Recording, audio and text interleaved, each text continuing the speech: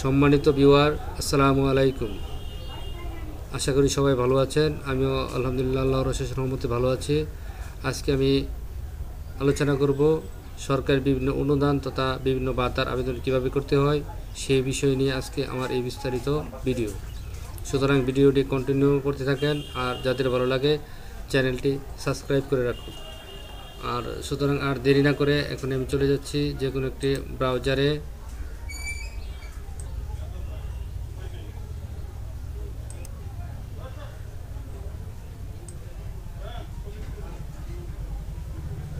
লিখব dss.bhata.gov.bt, তারপর enter বাটনে ক্লিক করলাম। এরপর এরকম একটা ইন্টারফেস চলে আসবে। এরকম একটা ইন্টারফেস চলে আসলে আমরা এখানে বিভিন্ন অপশন দেখতে পারবো। আমরা অনলাইনে আবেদন করুন এর উপর ক্লিক করব। ক্লিক করার পর এরকম একটা ইন্টারফেস চলে আসবে আমাদের সামনে। আমরা এই আইকনে ক্লিক করার পর দেখবেন এরকম একটা বিধবা ও স্বামী নিগৃহীত ভাতা, প্রতিবন্ধী ভাতা, অনগ্রসর সমন্বিত বিশেষ ভাতা, অনগ্রসর সমন্বিত শিক্ষা ভাতা, প্রতিবন্ধী শিক্ষার্থীদের জন্য শিক্ষা উপবৃত্তি, বয়স্ক ভাতা। এখন আপনি যে ভাতার আবেদন করতে যাচ্ছেন সেই ভাতার উপরে ক্লিক করবেন। আমি বয়স্ক ভাতা আবেদন করব, বয়স্ক ভাতার উপরে ক্লিক করলাম। এরপর আমরা যেখানে যাচাইকরণ, এটা আমরা ফিল আপ করে প্রথমে এনআইডিটা যাচাই করব।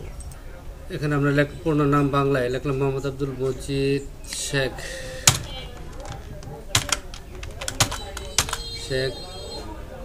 পূর্ণ নাম ইংরেজিতে লিখব এমডি আব্দুল মজিদ লিখলাম। জাতীয় পরিচয়পত্র নাম্বার দিলাম, জন্ম তারিখ দিলাম, লিঙ্গ দিলাম পুরুষ, তারপর 17/8 কত 21, এখানে 21 ক্যাপচা কোডটা বসিয়ে দিয়ে জাতীয় পরিচয়পত্র যাচাই করে ক্লিক করলাম। জাতীয় পরিচয়পত্র যাচাই এনআইডি তথ্য যাচাই সফলভাবে হয়েছে। এরপর আমরা এখানে ছবি এবং স্বাক্ষর সংযুক্ত ফাইলে ক্লিক করলাম। ফাইলে ক্লিক করার পর আমার ছবিটা আগে সেভ করা ছিল, এখানে ক্লিক করলাম, ছবি হয়ে গেছে। এরপর স্বাক্ষরেও আমি ক্লিক করলাম। স্বাক্ষরটা আমার আগে আপলোড করা ছিল, সেভ করা ছিল, এখন আমি শুধু আপলোড করলাম। এরপর পিতার নাম বাংলায় লিখলাম আমি, এরপর ইংলিশে লিখলাম।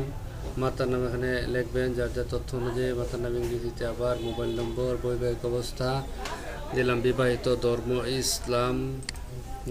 ইসলাম, আবার জাতীয়তা বাংলাদেশি, বয়স 79, শিক্ষাগত যোগ্যতা যাচ্ছি পেশা কৃষিকাজ। এরপর স্থায়ী ঠিকানা আমরা বিভাগ দিব ময়মনসিংহ, আমার যারা সেটা জেলাও ময়মনসিংহ, এলাকার ধরন উপজেলা, সিটি কর্পোরেশন না, উপজেলার নাম উপজেলা গফরগাঁও। এরপর সাব লোকেশনটা কি আছে, পুরসভায় থাকলে পুরসভা দিবেন, ইউনিয়ন থাকলে ইউনিয়ন দিবেন। ইউনিয়নের নাম কোন ইউনিয়নে আপনি আপনার ইউনিয়ন দেবেন, আমি আমার ইউনিয়ন দিয়ে দিচ্ছি পাইথন। এরপরে ওয়ার্ড পোস্ট কোড কত 2230, গ্রাম রোড নম্বর ব্লক। এখানে আমি আমার ঠিকানাটা লিখে দিলাম, গ্রাম, পোস্ট, থানা, উপজেলা, জেলা। তারপর বর্তমান ঠিকানা স্থায়ীর মতো একই ঠিকানা হলে এখানে টিক দিয়ে দিবেন, আমি টিক দিয়ে দিচ্ছি। এরপরে বয়স্ক ভাতা অনুযায়ী বিস্তারিত, স্বাস্থ্যগত কর্মক্ষমতা সংক্রান্ত তথ্য,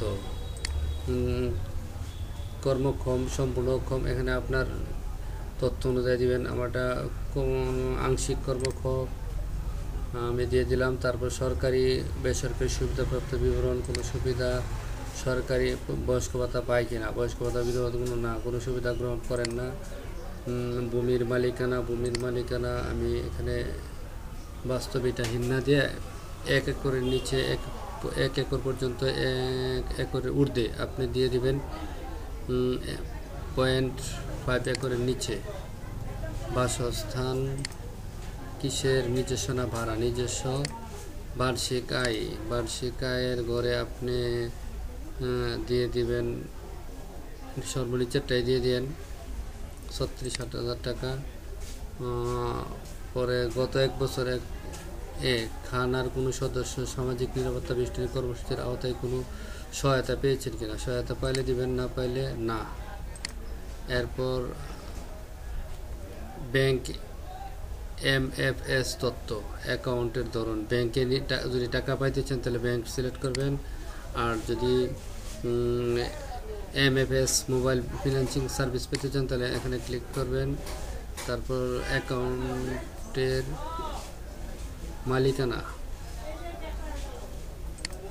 মালিকানা নিজ পরিবারের সদস্য দিয়ে দিবেন বা নিজে থেকে নিজে দিয়ে দিবেন। বিকাশ, নগদ, রকেট, আমি দিয়ে দিলাম নগদ সেটেলমেন্ট অ্যাকাউন্ট। মোবাইল নম্বর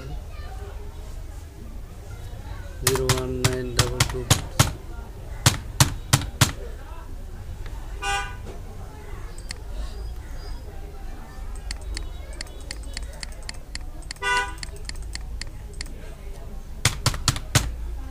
আপনি হিসাবের নম্বর যে কোনো একটা কিছু দিয়ে দিবেন। ইমেল যদি থাকে দিবেন, তাহলে না থাকলে না দিবেন।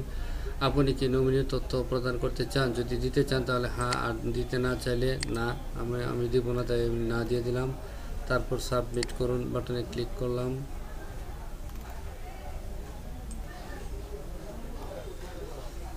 তারপর আবার আমি সাবমিট বাটনে ক্লিক করলাম, দেখি কি আসে। সাবমিট হয়েছে। ইমেল যদি থাকে ইমেল দিয়ে দিলাম।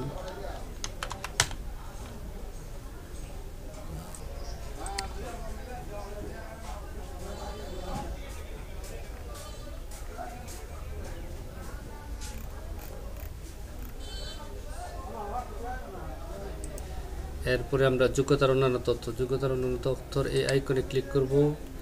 ক্লিক করার পর খানার সদস্য কয়জন, 3-4 জন, আপনার যে কয়জন থাকে ততজন দিবেন। 5-6 জন দিলাম। শিশু আছে, শিশু 3 জন। আর খানার প্রদানের উৎস হচ্ছে 60 বছরের বেশি। খানা প্রদানের শিক্ষা সর্বোচ্চ 6ষ্ঠ থেকে 9ম শ্রেণীর মধ্যে। স্বামী স্ত্রী শিক্ষা সর্বোচ্চ ডিগ্রি 6ষ্ঠ থেকে 9ম। আপনার খানার কোনো সদস্যকে কৃষি বা কৃষি শ্রমিক হিসেবে নিয়োজিত, কৃষি খাতে শ্রম দেয়। আপনার খানার সকল সদস্যের মালিকানাধীন মোট জমির পরিমাণ কত? মোট জমির পরিমাণ আপনি এত একরের কম। 1 বছরে আপনার খানা বিদেশি অবস্থানরত কারো নিকট হতে কোনো অর্থ গ্রহণ করেছেন? করলে হ্যাঁ দিবেন, না করলে না দিবেন না। আপনার প্রধান ঘরের দেয়াল কি দিয়ে তৈরি? আপনার টিন, কাঠের, খড়, বাঁশ, মাটির খড়, বাঁশ, টিন, কাঠের। আপনার খানায় কি পৃথক খাবার আছে? না। আপনার খানায় কি পৃথক রান্নাঘর আছে? পৃথক রান্নাঘর না। আপনার খানায় খাবার পানির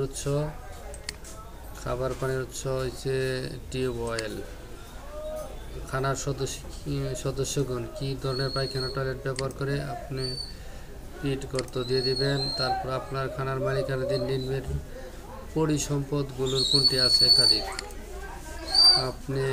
একাধিক বলতে তো গাড়ি নাই, কম্পিউটার, ল্যাপটপ, গাড়ি, মোটর সাইকেল, নৌকা, সাইকেল। আমি সাইকেল, বৈদ্যুতিক পাখা,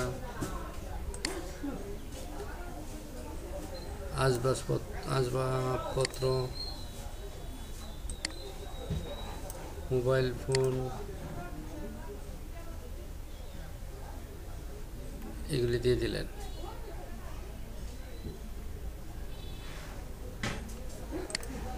এরপর আপনার প্রধান ঘরের ছাদ কি দিয়ে তৈরি? ছাদ টিন, কাঠ। ঘরের সংখ্যা 2টা। তারপর সাবমিট করুন বাটনে ক্লিক করবেন। ফর্ম জমা দেওয়া নিশ্চিত করুন। এরপর আপনি কি আবেদন জমা দিতে নিশ্চিত? জমা দেওয়ার পরে সম্পাদনা প্রযোজ্য হবে না।